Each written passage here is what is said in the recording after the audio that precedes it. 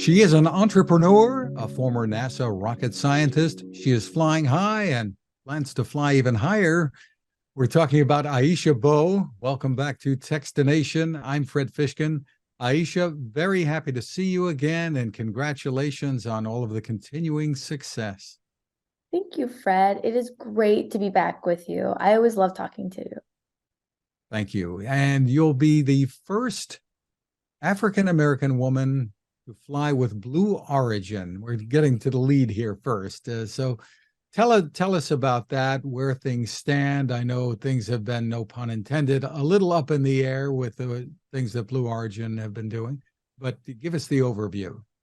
Yeah, it's really exciting. And the history of space, there have been 5 African American women who have flown to space, 4 of whom were NASA astronauts. One was Dr. Proctor with SpaceX. And now, as part of our upcoming mission, I will become the first to fly with Blue. And for me, this is not just about African American women, it's about women. You guys got to stay tuned. The whole mission is really, really cool. There'll be a total of 6 of us that will fly. And I'm really looking forward to all of the advocacy work we're going to do, bringing awareness to women, to science, to technology, and the joys of being in the STEM fields. Is there much training that preparation that you have to go through for this kind of flight? So they do have a mandatory training that occurs down in Texas for Blue Origin. So they have an astronaut village, and you can go there as a invited astronaut and go through all of the training. I didn't want to give the impression that you could just like stop in and pop in. That's not allowed. But they themselves have a training program that is specific to the vehicle. In addition to that, if one chooses, they can embark upon other types of experiences that can help you feel more comfortable when you do fly. And that is my plan. And so I've got this amazing year ahead where I'm looking to experience microgravity through a flight that simulates that. I'm looking to experience high G forces through a flight that simulates that.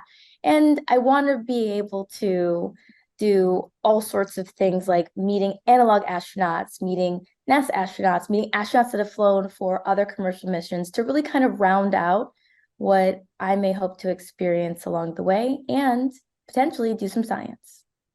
That's really, really exciting. So you're a great inspiration, nothing new for you. Breaking stereotypes and glass ceilings have been really the fabric of your story. Tell our audience a little bit more about that if they haven't read about you or seen you on here before. I really like to consider myself the accidental engineer, the accidental entrepreneur, and definitely the accidental astronaut. I started life as like a 2.3 high school student. I didn't apply to college because I didn't think I was going to get in. And I ended up kind of stumbling into a love of math and science in community college. And more importantly than that, I realized that for the first time in my life, I had control over how I thought about myself. And how I thought about myself allowed me to shape how I interacted with the world. And it allowed me to create goals, which are just dreams with deadlines. And from there, I started to say, okay, well, if I can be good at math, which was something I never thought I could do, and if I can take that and apply that to a field like aerospace that I never thought that I could be in, what else can I do? And so for me, it's really been a journey of how do I expand my boundaries? How do I surprise myself every time? I surprise myself with a job at NASA. I surprise myself as an entrepreneur of a company that I've owned now for a decade and has been on the Inc. 5000 list of fastest growing companies in America twice. And now I'm pushing my own boundaries and the boundaries of what's previously been possible with this upcoming flight for Blue Origin. Terrific. So you've had 2 companies. You have 2 companies, a STEM board, right? Yeah. And then And Lingo, which is we've talked about it before, the coding kit for young people. What's the latest there?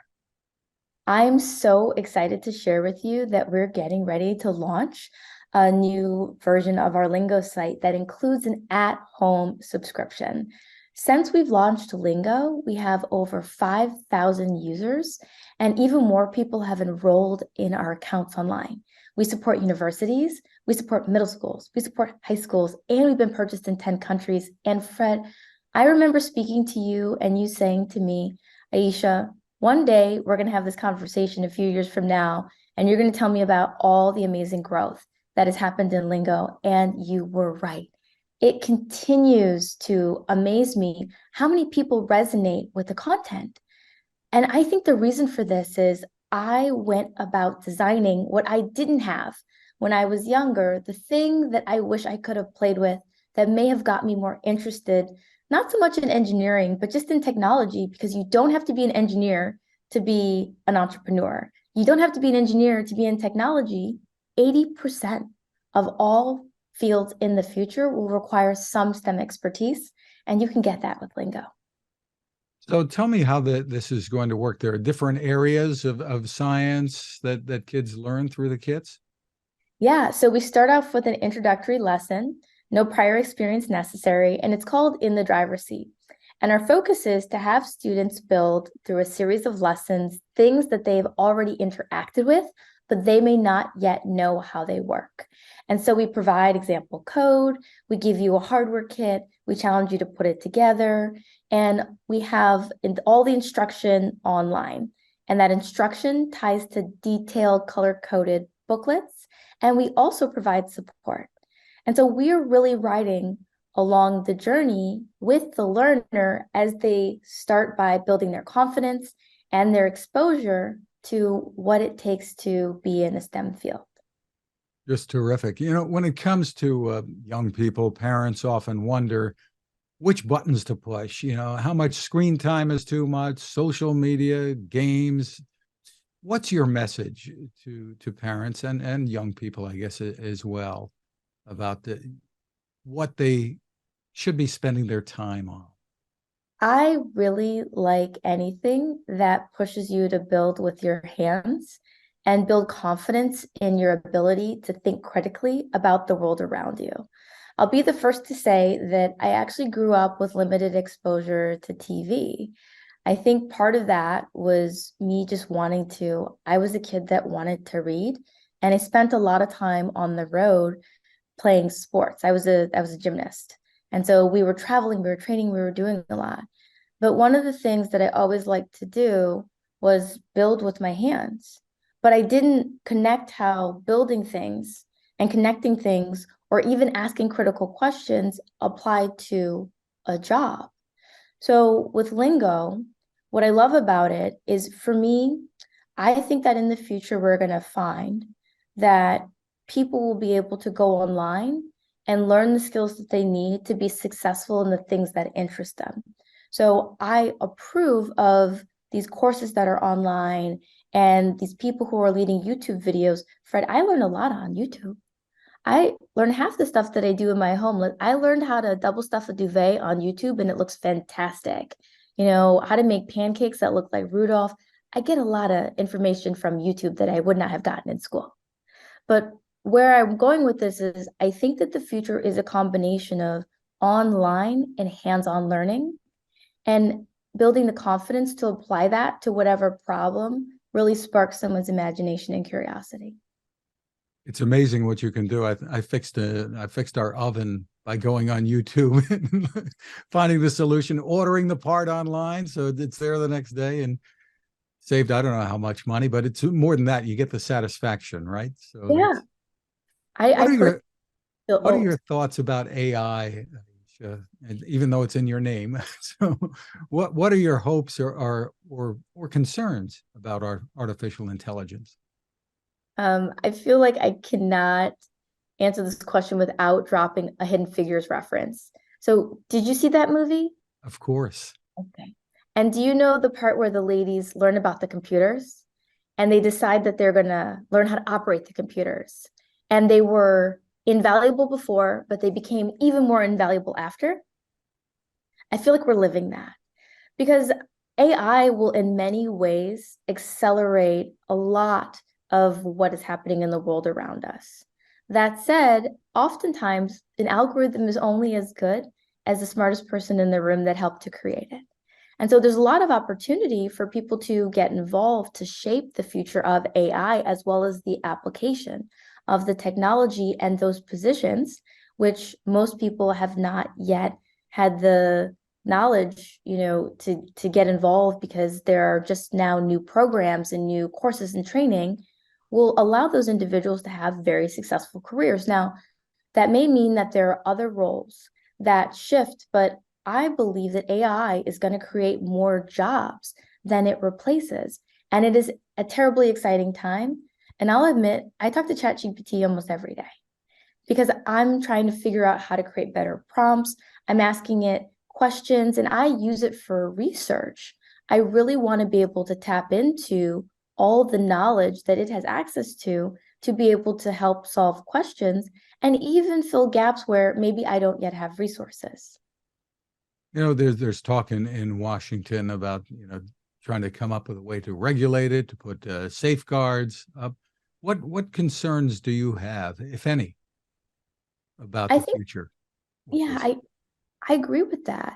I think that all things deserve careful thought around how to use them appropriately. It's all so new that I wouldn't necessarily want to weigh in on how it should be used, but I do agree that there has to be a body of people who think about how do we use it safely. Wonderful. So, where are the best places for people to go to learn more about all that you are doing and your companies are doing? Well, you can find out more about me and follow the upcoming spaceflight at www.aishabowe.com. And to learn more about Lingo and the work we've been doing around the country and around the world in STEM education, I would invite you to check out www.stemlingo.com. And before we let you go, just one more thing about the Blue Origin plans. Tell us what your motivation for wanting to do this is. I guess your mom or somebody might say, why do you want to do that? Oh, she does ask me that. She does. And her plan is, I think she's going to be pacing around in circles repeatedly until I come back to Earth, literally, because she doesn't even like it when I fly in small planes. So I don't tell her about that, Fred. But my motivation in doing this is to show people that it's not where you start, it's how you finish. And I love that in today's world, someone who never thought that they could be part of a space journey can not only participate, but I can potentially help inspire the next generation. There was once a time that the only way to get to the stars was to go through a government program. But now we have private spaceflight. Now we have citizen astronauts. We have people that are able to not only contribute, but to advance the understanding of what it's like to be in space. And that's why with this journey, I'm really looking at what types of science experiments will I be able to do? What types of programs can I support? What types of people can I get involved in order to say that the future of space looks a lot more inclusive than the past? Just beautiful. Aisha Bowe, aishabowe.com. Thank you for taking time with us and looking forward to great things. Thank you, Fred.